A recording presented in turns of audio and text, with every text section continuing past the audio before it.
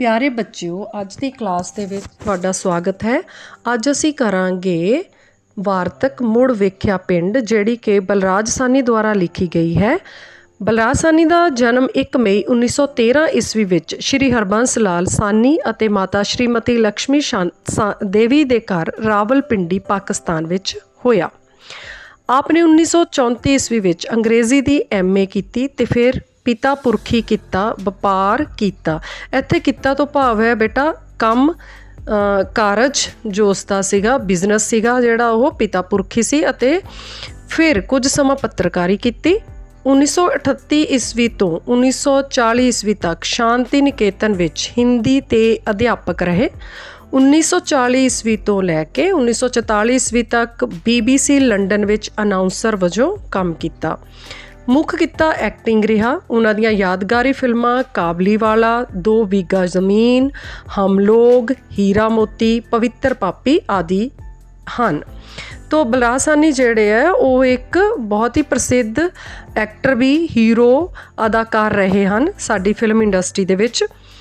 तो पंजाबी विच उन्हां दियां प्रमुख रचनावां हैं मेरा पाकिस्तानी सफ़रनामा, मेरा रूसी सफ़रनामा, गैर जज्बाती डायरी, मेरी फिल्मी आत्म कथा आदि।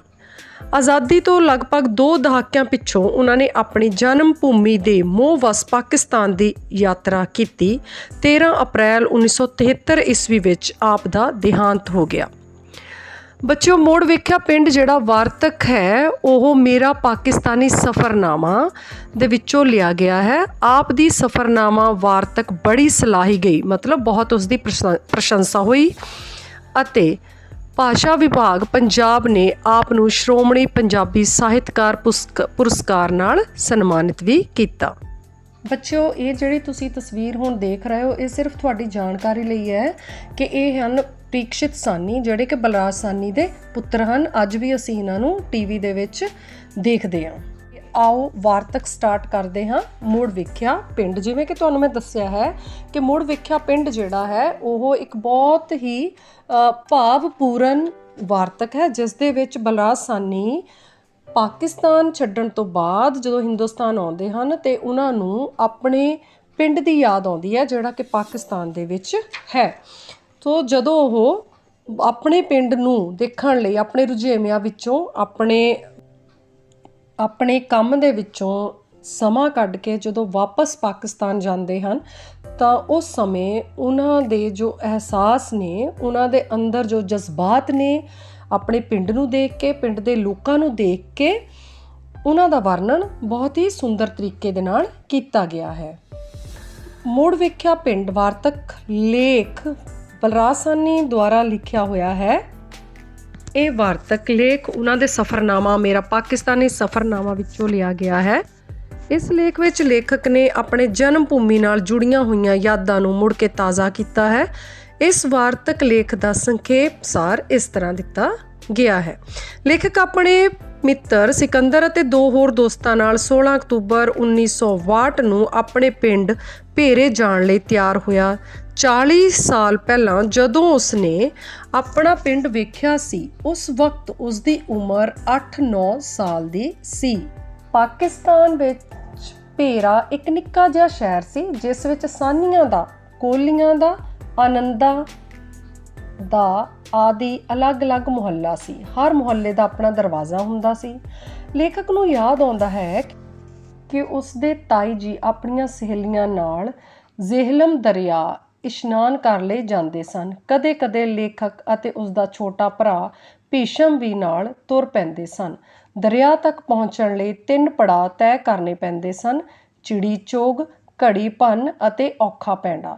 चिड़ी चौक के नेड़े मैदान विच तरिंजण दा मेला लगदा सी जिस विच सारे शहर दीयां कुड़ियां इकट्ठियां हुंदियां अते कदी लेखक दे घर दी ड्योढ़ी कोल रात नूं यही मेला लगदा सी। जिस विच सारे शहर दीयां कुड़ियां इकट्ठियां हुंदियां अते कदी लेखक दे घर दी ड्योढ़ी कोल रात नूं यही मेला लगदा सी जिस विच उस दीयां 2 भैणां अते माता दी प्रधानगी हुंदी। लेखक नूं बचपन विच कीतियां होईयां सारियां शरारतां याद आउंदियां हन। खूहां दा पानी, खेतां विच पुट्टियां ताज़ियां मूलियां अते गाजरां, लुकण मिट्टी दे खेड आदि। ਬੱਸ ਭੁੱਲੋਵਾਲ ਦੇ ਅੱਡੇ 'ਤੇ ਪੌਣੇ ਘੰਟੇ ਲਈ ਰੁਕੀ, ਪਰ ਲੇਖਕ ਕੋਲ ਆਪਣਾ ਪਿੰਡ ਦੇਖਣ ਲਈ ਸਿਰਫ 3 ਹੀ ਘੰਟੇ ਸਨ। ਇਸ ਲਈ ਲੇਖਕ ਨੇ ਪ੍ਰਬੰਧਕ ਕੋਲ ਜਾ ਕੇ ਆਪਣੀ ਮਜਬੂਰੀ ਦੱਸੀ, ਜਿਸ ਕਰਕੇ ਪ੍ਰਬੰਧਕ ਨੇ 15 ਮਿੰਟਾਂ ਵਿੱਚ ਹੀ ਬੱਸ ਤੋਰ ਦਿੱਤੀ। ਲੇਖਕ ਨੂੰ ਭੇਰੇ ਦਾ ਆਲਾ ਦੁਆਲਾ ਹਰਾ ਭਰਾ ਅਤੇ ਰਮਣੀਕ ਦੇਖ ਕੇ ਬਹੁਤ ਤਸੱਲੀ ਹੋਈ। ਰੇਲਵੇ ਸਟੇਸ਼ਨ ਤੋਂ ਉਤਰ ਕੇ ਭੇਰੇ ਆਉਂਦੇ ਵਕਤ ਸਾਨੀਆਂ ਦਾ ਮੁਹੱਲਾ ਸਭ ਤੋਂ ਪਹਿਲਾਂ ਆਉਂਦਾ ਸੀ, ਪਰ ਬੱਸ ਅੱਡਾ ਸ਼ਹਿਰ ਦੇ ਪਿਛਲੇ ਦਰਵਾਜ਼ੇ ਉੱਪਰ ਬਣਿਆ ਸੀ, ਜਿਸ ਨੂੰ ਬਲੋਚੀ ਦਰਵਾਜ਼ਾ ਆਖਦੇ ਸਨ।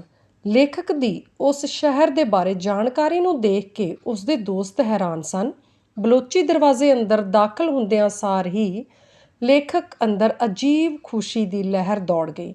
ਮੁਹੱਲੇ ਦੇ ਨੇੜੇ ਪਹੁੰਚ ਕੇ ਲੇਖਕ ਨੇ ਦੇਖਿਆ ਕਿ ਹਰ ਪਾਸੇ ਇਮਾਰਤਾਂ ਢੇਰੀ ਹੋਣ ਦੇ ਨਾਲ ਸਾਰਾ ਹੁਲੀਆ ਹੀ ਬਦਲੀ ਹੋ ਗਿਆ ਸੀ।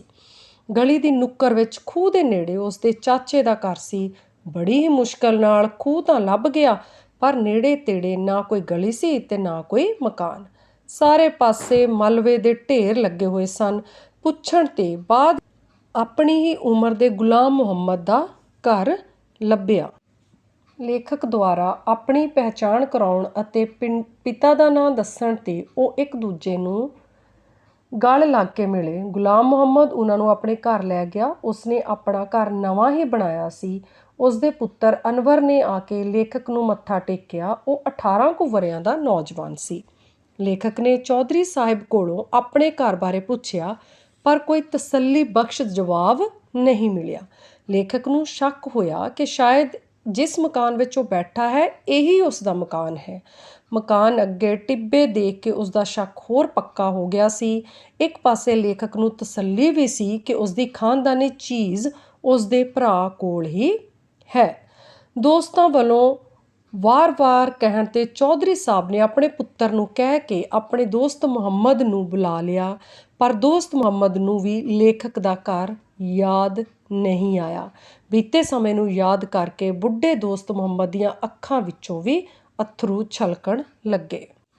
ਦੋਸਤ ਸਿਕੰਦਰ ਦੇ ਕਹਿਣ ਤੇ ਲੇਖਕ ਬਾਹਰ ਚੱਕਰ ਲਗਾਉਣ ਲਈ ਨਿਕਲ ਪਿਆ। ਅਚਾਨਕ ਲੇਖਕ ਇੱਕ ਓਪਰੀ ਜਿਹੀ ਗਲੀ ਵਿੱਚ ਆ ਗਿਆ। ਉਸ ਨੂੰ ਯਾਦ ਆਇਆ ਕਿ ਉਹ ਛੋਟਾ ਹੁੰਦਾ ਇਸ ਗਲੀ ਵਿੱਚ ਖੇਡਦਾ ਹੁੰਦਾ ਸੀ। ਸਿਕੰਦਰ ਦੇ ਲੇਖਕ ਨੂੰ ਇੱਕ ਸਿਰੇ ਤੋਂ ਦੂਜੇ ਸਿਰੇ ਤੱਕ ਚੱਕਰ ਮਾਰਨ ਲਈ ਕਿਹਾ ਤਾਂ ਲੇਖਕ ਇੱਕ ਘਰ ਦੇ ਅੱਗੇ ਜਾ ਕੇ ਖਲੋ ਗਿਆ। ਉਸ ਘਰ ਵਿੱਚ ਲੇਖਕ ਬਚਪਨ ਵਿੱਚ ਖੇਡਦਾ ਹੁੰਦਾ ਸੀ। ਉਸ ਦਾ ਦੋਸਤ ਵੀ ਉਸ ਘਰ ਵਿੱਚ ਰਹਿੰਦਾ ਹੁੰਦਾ ਸੀ। ਪੌੜੀਆਂ ਕੋਲ ਚਾਦਰ ਲਪੇਟ ਕੇ ਪਏ ਆਦਮੀ ਕੋਲੋਂ ਇਜਾਜ਼ਤ ਲੈ ਕੇ ਲੇਖਕ ਪੌੜੀਆਂ ਚੜ੍ਹ ਕੇ ਕੋਠੇ ਉੱਪਰ ਪਹੁੰਚ ਗਿਆ। ਉਸਨੇ ਆਪਣੀਆਂ ਅੱਖਾਂ ਦੇ ਸਾਹਮਣੇ ਆਪਣੇ ਘਰ ਦੀ ਉੱਪਰਲੀ ਡਿਓਢੀ ਦੇਖੀ। ਸੱਜੇ ਪਾਸੇ ਵਾਲੀ ਰਸੋਈ ਦੇਖ ਕੇ ਉਹ ਚੀਕ ਉੱਠਿਆ, ਉਹ ਸਾਡਾ ਘਰ! ਉਸ ਕਮਰੇ ਵਿੱਚ ਮੇਰੀ ਭੈਣ ਦੀ ਕੁੜਮਾਈ ਹੋਈ ਸੀ।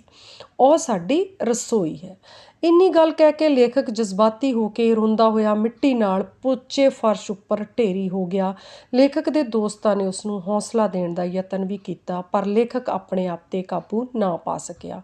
ਉਹ ਆਪਣੀ ਮਰ ਚੁੱਕੀ ਭੈਣ ਨੂੰ ਯਾਦ ਕਰਕੇ ਰੋ ਰਿਹਾ ਸੀ। ਉਸਨੇ ਆਪਣੇ ਆਪ ਉੱਤੇ ਸ਼ਰਮ ਵੀ ਆ ਰਹੀ ਸੀ ਕਿ ਉਹ ਬੇਗਾਨੇ ਦੇਸ਼, ਬੇਗਾਨੇ ਥਾਂ ਅਤੇ ਬੇਗਾਨੇ ਲੋਕਾਂ ਦੇ ਵਿੱਚ ਇਹ ਕੀ ਕਰ ਰਿਹਾ ਸੀ।